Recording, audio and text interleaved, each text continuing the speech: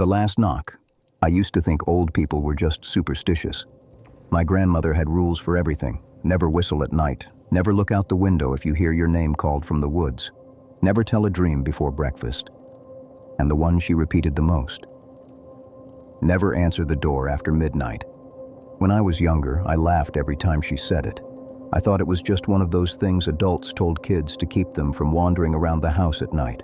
But now, every November, when the temperature drops and the first snow starts to fall, I understand exactly why she said it. Because some doors are not meant to be opened, some voices are not meant to be answered, and some things only need one invitation.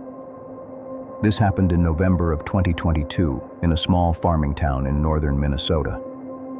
I won't say the exact town, and I won't give the address of the house because the house still exists. Someone lives there now. At least, I think someone does. Sometimes I drive past it when I'm passing through that part of the state. I don't stop. I don't even slow down. I just look at it from the road and keep driving. The porch light is always on, even in the daytime, even when the house looks empty. My wife and I bought the farmhouse because we thought it was our fresh start. We had been living in a cramped rental for years, and after our daughter was born, we wanted space. A yard, quiet. Somewhere we could fix up slowly and turn into a home. The house was over 100 years old. 2 stories, white wooden siding, though most of it had gone gray from weather. A sagging front porch. An old barn in the back that leaned slightly to one side. A long gravel driveway that disappeared between frozen fields and thick woods. It was the kind of place that looked beautiful in photos but felt different when you stood in front of it. That should have been my first warning. The realtor kept smiling too much. Every time we asked a question, she answered fast. Too fast. Why was the price so low? The owners are motivated. Why had it been on the market so long? Old houses aren't for everyone. Why were there still boxes in the basement? They moved in a hurry. I remember my wife looking at me when the realtor said that. Moved in a hurry. At the time, I didn't think much of it. People move fast all the time. Divorce, job change, money problems, family emergency. There were 100 normal explanations. But when I asked the realtor where the previous owners moved to, her smile twitched. Then she said, "I'm not sure." I should have asked more questions. I should have listened to the feeling in my stomach when we stepped inside, because the moment I crossed that doorway, the house felt like it noticed me. The first few days were normal. Cold, but normal. My wife and daughter stayed with their parents while I began renovating. The plan was simple. I would stay at the farmhouse during the week, repair what I could, and come home on weekends. I told myself it would only take a month. Patch drywall, replace broken trim, fix the kitchen cabinets, pull up the old carpet upstairs. Nothing I couldn't handle. At night, the house made noises the way old houses do. Pipes clanked, floorboards creaked, wind pushed against the windows. The furnace kicked on with a low metal groan. I didn't mind it at first. Honestly, I liked it. There was something peaceful about working alone in that kind of silence. No traffic, no neighbors yelling, no city noise. Just wind, snow, and the occasional coyote howling somewhere behind the tree line. Then the little things started happening. The first was the kitchen cabinets. Every morning, I would come downstairs and find them open. Not all the way, just a few inches. Every single cabinet, upper and lower. At first, I blamed myself. I was tired. Maybe I was opening them while looking for tools or cleaning supplies and forgetting to close them.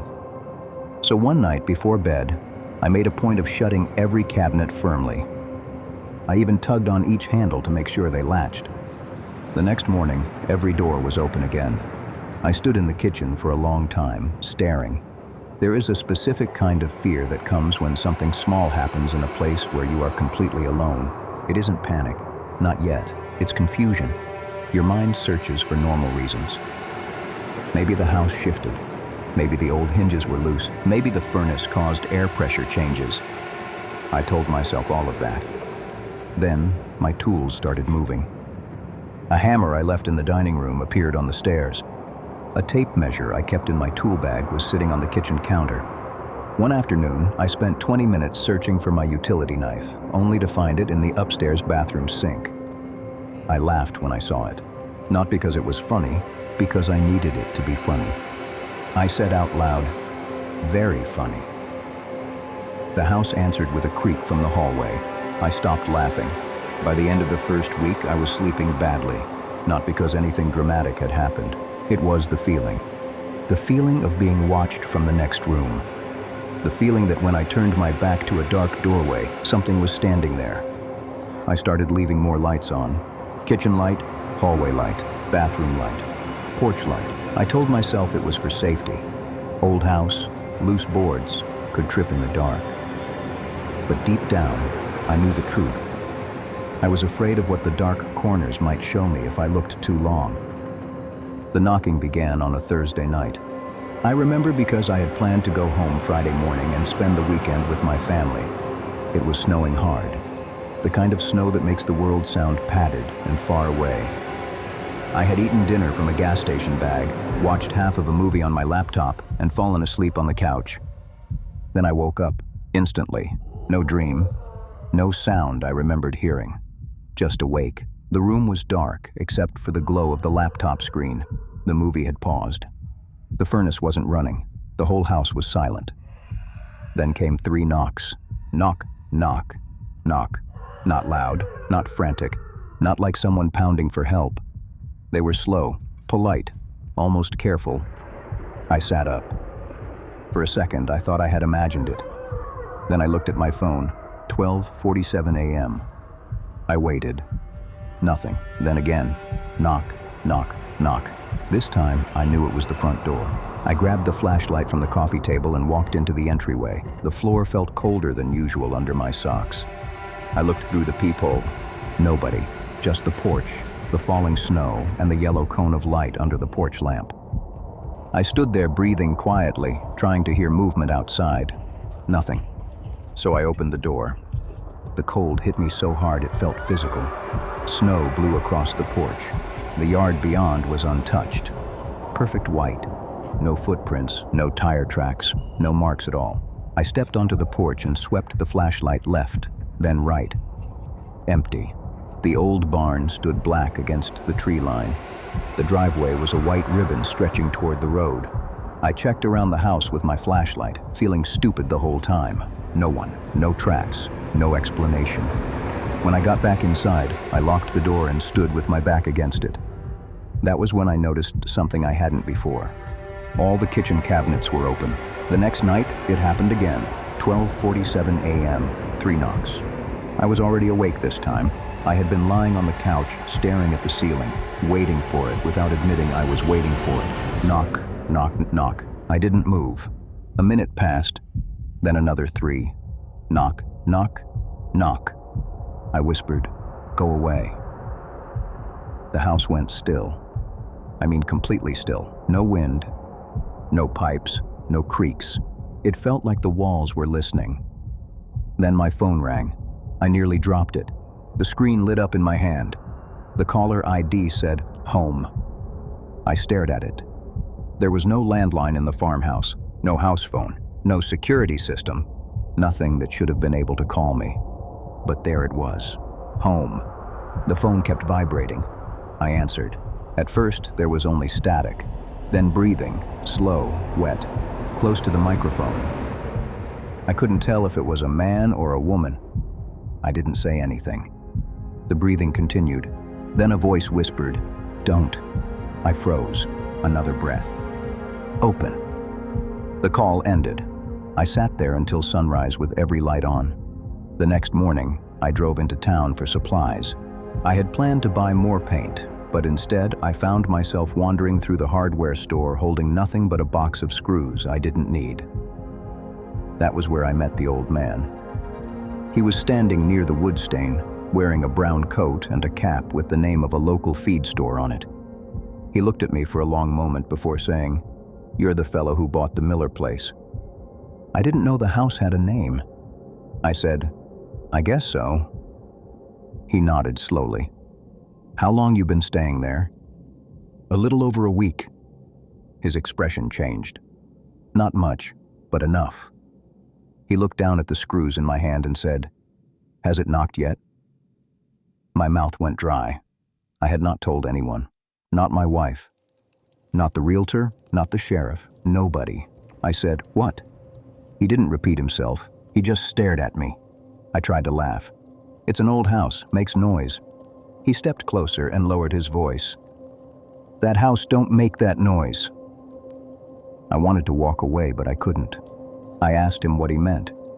He looked around the aisle like he didn't want anyone overhearing.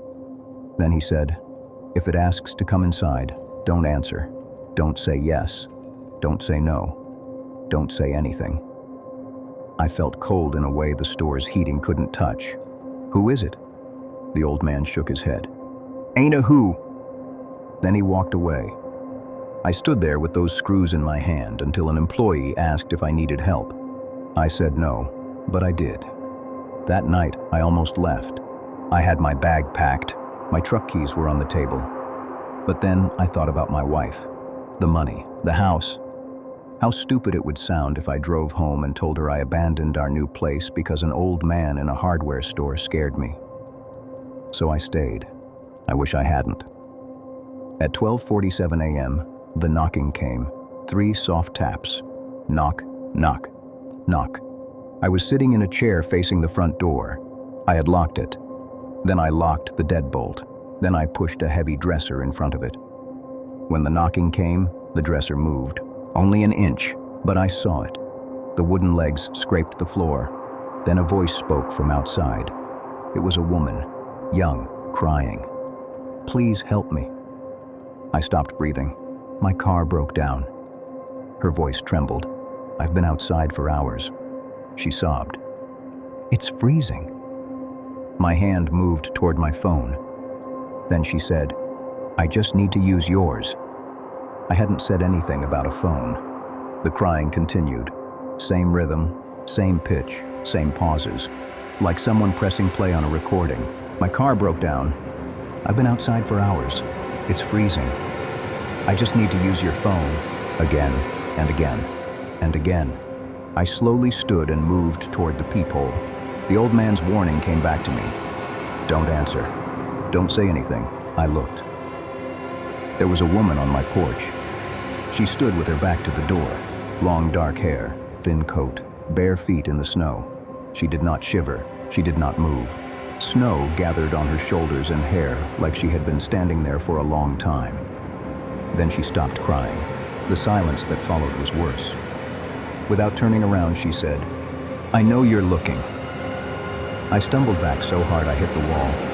Outside, the porch boards creaked. One step, then another, not away from the door, toward it. Her voice came again, different now, lower. "You opened it once." I held my breath. "You looked once." The doorknob turned, slowly. The dresser pressed against it. The deadbolt held. Then the knocking came again, only this time. It came from the kitchen. Knock, knock, knock. I turned so fast my neck hurt. The kitchen was dark. The cabinets were open, all of them. Something tapped from inside one of them. Knock, knock, knock. Then another cabinet. Knock, knock, knock. Then the pantry door. Knock, knock, knock. I grabbed my keys and ran out the back door. I didn't care about my coat. I didn't care about my tools.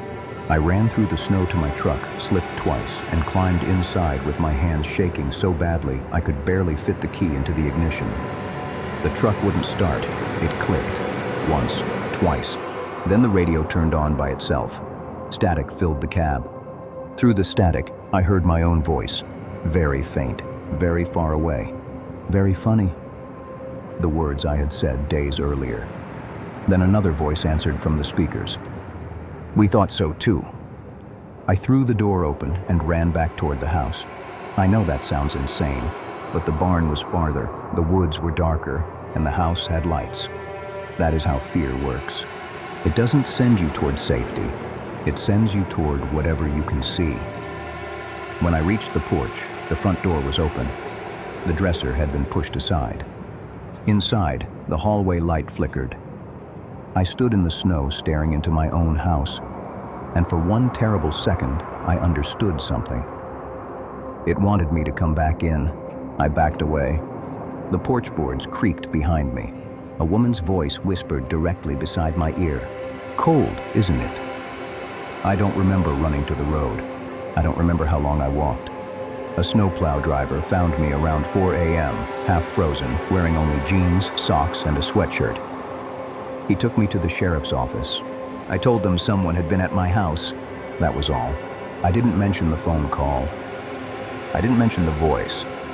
I didn't mention the woman's head turning in the peephole, because I knew how it sounded. A deputy drove me back after sunrise. My truck started immediately. The front door was locked. The dresser was exactly where I had left it. Inside, everything looked normal, except for one thing. There were wet footprints on the kitchen floor, bare feet, small, a woman's feet. They started at the front door, crossed the entryway, passed through the kitchen, and ended at the basement door. The deputy saw them too. That is the only reason I know I didn't imagine them. He opened the basement door and called down. No answer. Then we searched the basement. There was nothing down there except old boxes, exposed pipes, and dust. But when I turned to leave, I noticed something scratched into the inside of the basement door. 4 words. "Let me hear you." The deputy frowned and asked if I had carved it. I said no. He didn't believe me.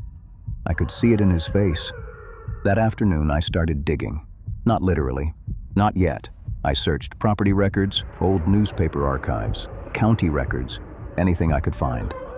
The farmhouse had changed owners 5 times in 20 years. Before that, it belonged to the Miller family for decades. That part matched what the old man at the hardware store had said. The strange part was what happened after the Millers. One owner disappeared in 1998. His truck was found in the driveway. His coat was still hanging by the door. His wallet and keys were on the kitchen table. No sign of forced entry, no sign of struggle, just gone. Another owner died in 2006. They found him in the woods behind the house in January, barefoot, no coat. The report said exposure. The article said he had called 911 several times in the weeks before his death, claiming someone was knocking on his door at night. The calls were dismissed as paranoia. The next owner lasted 6 months, then 3 months, then only 22 days. Every article used words like stress, personal reasons, mental health concerns, and unexplained. None of them used the word haunting. None of them used the word curse. But I knew. The next morning, I went back to the hardware store. The old man wasn't there. An employee told me his name was Raymond and that he usually came in on Saturdays. It was Friday. I asked if he knew where Raymond lived. The employee gave me a look that said I was asking too much, so I left. That night, I did not stay at the house. I slept in a motel 30 miles away. At 12:47 a.m., I woke to 3 knocks on the motel room door. Knock, knock, knock. I lay there staring at the ceiling. My room was on the 2nd floor. I had locked the door. I had chained it. Still, the knocking came. Then the motel phone rang. I looked at it from across the room. It rang once, twice, 3 times, then stopped. The red message light began blinking. I did not touch it.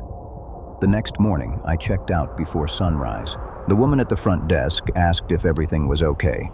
I said yes. She said, "You had a message last night." My stomach dropped. "What did it say?"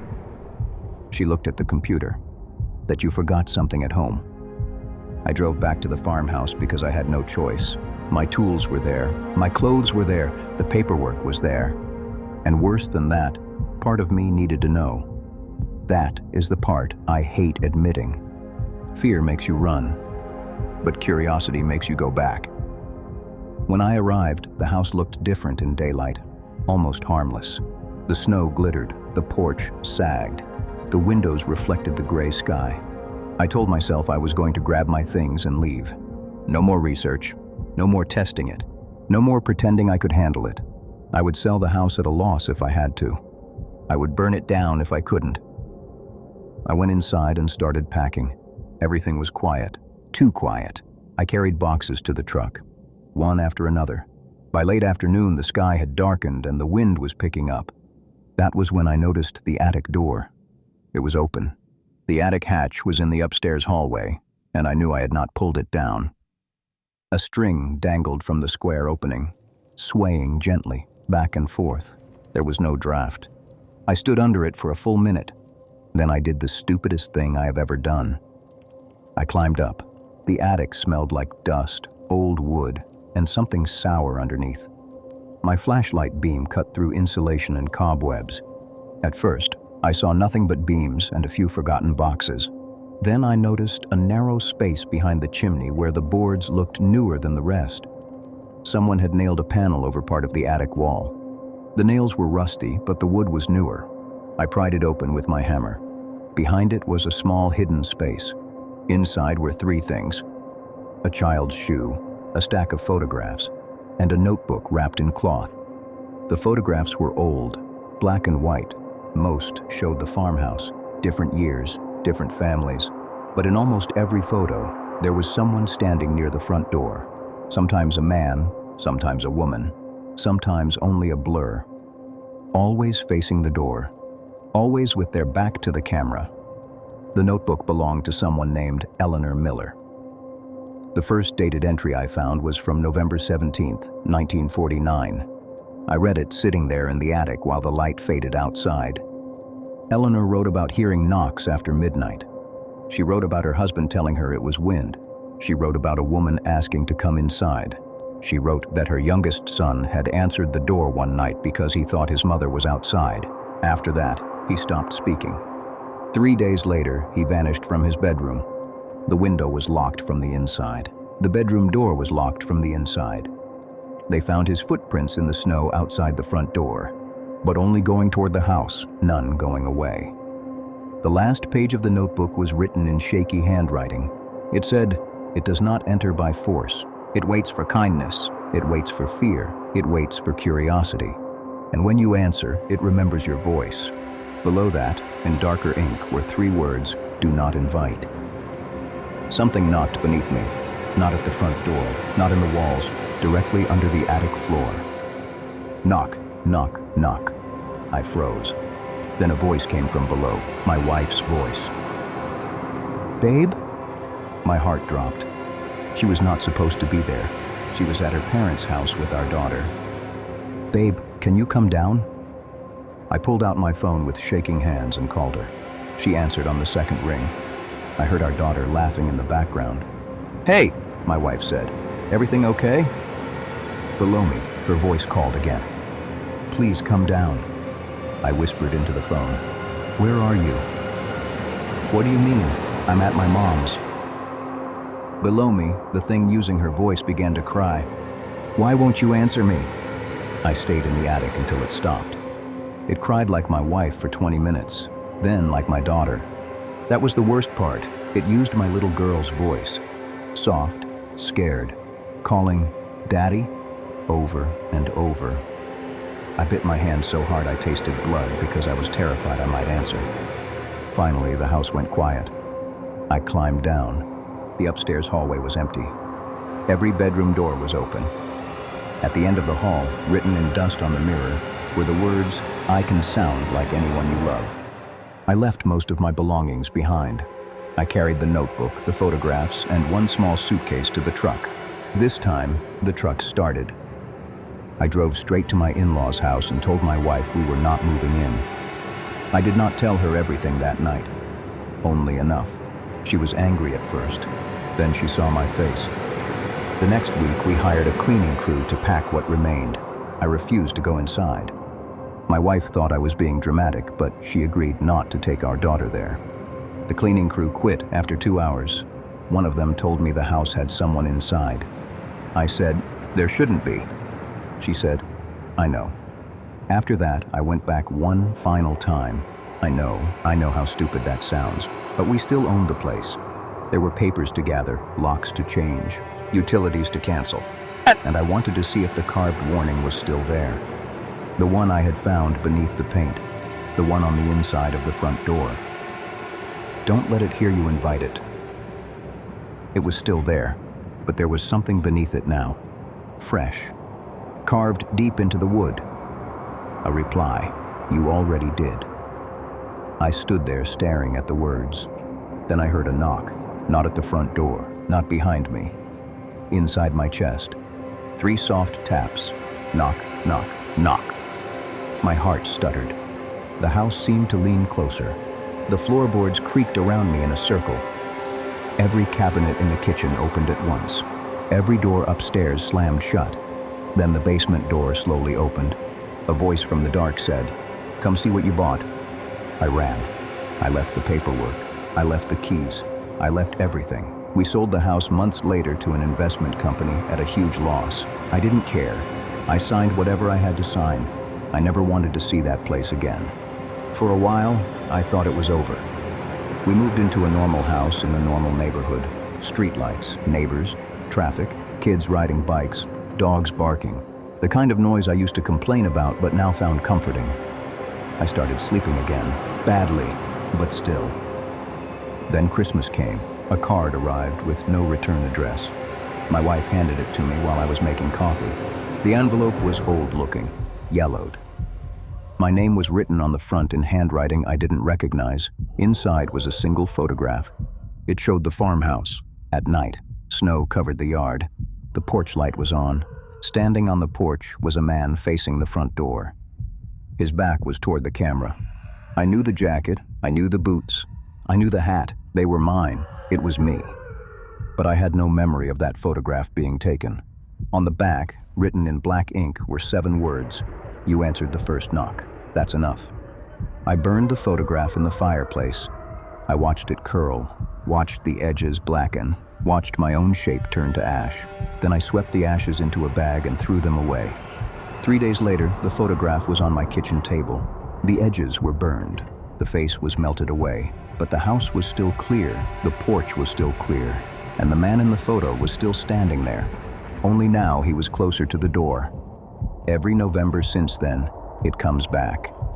Sometimes in the mail, sometimes under my pillow, once inside my coat pocket. Always the same photograph, always a little more burned, and always, the man is closer to the door. This past November, he had one hand on the doorknob. I haven't told my wife that part. I haven't told anyone. But the knocking started again 3 nights ago, 12:47 a.m. 3 knocks, knock, knock, knock. Only this time they didn't come from the front door. They came from my daughter's closet. My daughter is 6 now. She woke up crying and said someone inside her closet was whispering my name. I opened the closet with every light in the room on. There was nothing inside, just clothes, shoes, toys. But scratched into the inside of the closet door were 4 words. "Let me hear you." My grandmother died when I was 17. For years, I thought her stories were nonsense. Now I wonder how much she knew. I wonder what knocked on her door. I wonder if she answered. And I wonder if warnings like hers are passed down because someone somewhere learned the rule too late. So I'm telling you now, if you ever move into an old house and something feels wrong the moment you step inside, listen to that feeling. If cabinets open by themselves, leave them open and get out. If tools move to places you didn't put them, don't joke with the house. Don't speak to it. Don't challenge it. Don't ask who's there. And if you hear 3 slow knocks after midnight, do not look through the peephole. Do not open the door. Do not whisper. Do not even breathe too loudly. Because the thing outside is patient. It does not need to break in. It does not need to force the lock. It only needs to know you heard it. It only needs to know you are curious. And if it ever uses the voice of someone you love, remember this: that is not your wife. That is not your child. That is not someone freezing in the snow. That is something old, something hungry, something that has been standing outside doors for longer than anyone remembers, waiting for someone kind enough, or scared enough, or foolish enough to answer. Last night, the knocking came again. This time, from inside my bedroom wall. My wife slept through it. My daughter slept through it. Only I heard knock, knock, knock. Then a whisper. So close it sounded like lips pressed against the paint. We're already in. I'm recording this because I don't know what happens next. I don't know how long I have.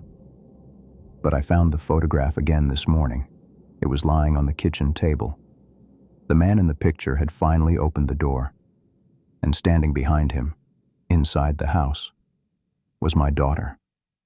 She was facing the camera, smiling, holding up one finger to her lips, telling me to be quiet. So please, if you hear knocking tonight, 3 polite knocks, after midnight, don't answer, don't look, don't speak, and whatever you do not let it hear your voice, because once it hears you, it never forgets. And one day, no matter where you go, it knocks again.